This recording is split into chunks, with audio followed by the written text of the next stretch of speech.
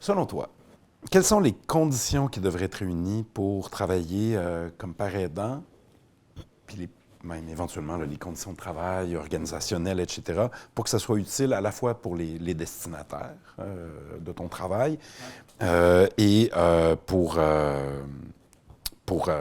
ceux qui s'occupent des interventions, entre les professionnels et les usagers des services, là, ça serait quoi les conditions qui seraient nécessaires? Il y a plusieurs, et plusieurs que on peut dire sont des différents cadres. Euh, je pense une qui est vraiment importante, c'est pour les personnes qui embauchent les pairs, d'avoir une distinction entre qu'est-ce qui est programme d'insertion et qu'est-ce qui est un rôle professionnel. Parce que les deux existent à la même temps sans que les employeurs nécessairement n'ont que cette distinction existe ou cherchent leur employé selon ces critères. Alors pour moi, un des efforts qui est le plus important dans l'embauche, c'est de trouver les pairs qui vont travailler côté professionnel, qui a assez de recul qu'ils ne sont pas facilement déclenchés, qu'ils peuvent faire face à les personnes qui vivent les mêmes traumatismes, les mêmes souffrances qu'ils ont déjà vécues eux-mêmes. Et ce n'est pas facile de s'asseoir avec quelqu'un devant toi qui a vécu la même violence et garder ton professionnalisme, ton poker face, ton recul dans ces situations. Donc, le recul, c'est pour moi probablement la chose qui est la plus importante.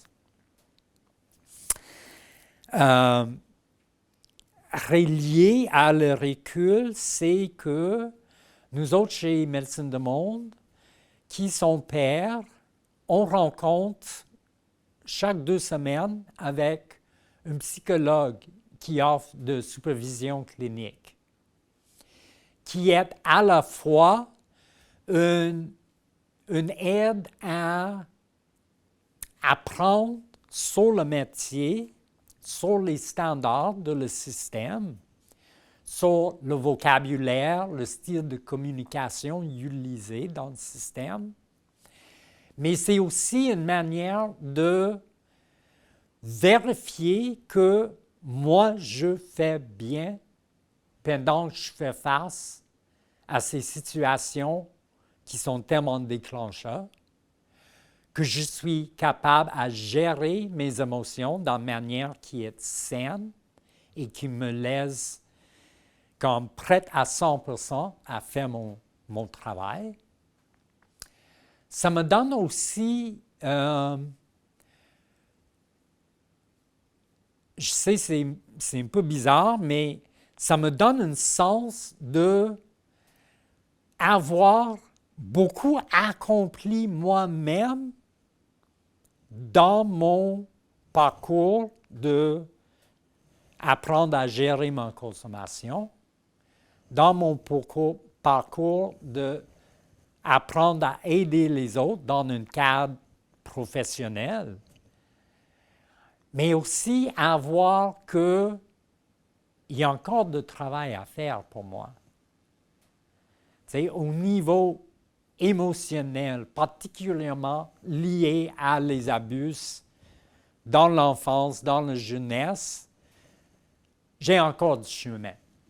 Même si je fonctionne bien, même si je me sens satisfait avec ma vie, mon travail, mon entourage, il y a quelque chose de vraiment clé dans l'idée que un problème de toxicomanie, c'est jamais guéri. C'est géré. Et il y a une différence. Et ça, pour moi, c'est beaucoup le problème avec l'approche d'abstinence, où il y a une assumption qu'une fois que tu es abstinent, tu es guéri. Malgré que, tu sais, ta vie peut rentrer une spirale vers le bas, même quand tu es abstinent.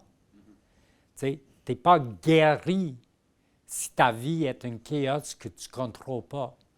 Donc, pour moi, tu sais, cette réalisation que, oui, j'avais accompli beaucoup moi-même par mes propres efforts, mais il y a encore de chemin à faire avec l'aide de cette psychologue au niveau de ma bien-être personnel et au niveau de mon fonctionnement professionnel. Donc ça, c'est des choses qui sont comme le plus importante, mais il y a aussi un élément d'éducation qui est vraiment intéressant dans tout ça. Parce que l'éducation, pour moi, c'est quelque chose que je partage tous les jours avec mes collègues. Je partage dans les situations plus formelles, dans les situations plus casuelles, informelles.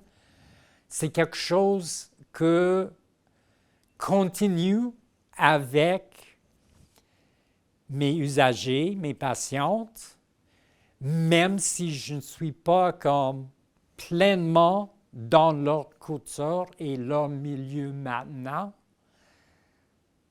C'est de là où je viens. Donc, c'est toujours comme chez moi. Et j'ai encore beaucoup d'apprendre de ce milieu parce que depuis que j'ai quitté le milieu est évolué. Donc, il y a des choses pour moi d'apprendre de l'actualité maintenant. Qu'est-ce qui a changé dans les derniers 20 ans? Et il y a beaucoup qui a changé. Beaucoup pour le mieux grâce à les programmes de réduction de méfaits et beaucoup pour le pire dans le sens que il y a un gouvernement qui n'adresse pas la crise de logement. Il y a un gouvernement qui n'adresse pas l'inflation en ce moment. Donc, la vie devient comme extrêmement chaotique si tu es seulement posé dans le moment présent. Ça semble chaotique.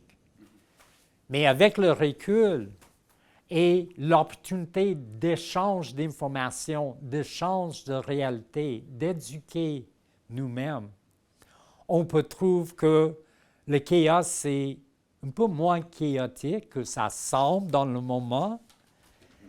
Et il y a vraiment de monde autour de moi qui travaille pour améliorer tout ça. Et pas juste pour mes usagers et mes patients, mais pour la société en général. Parce que mieux va les personnes qui sont désaffiliées, qui sont rejetées et marginalisées, mieux va le monde actuel, la majorité, la culture dominante qui n'est pas dérangée par les autres. Donc, il y a beaucoup de perspectives. Plus on élargit la perspective, moins on est dans le chaos. Mais de travailler dans le van, dans le quotidien, ça semble extrêmement chaotique, très souvent.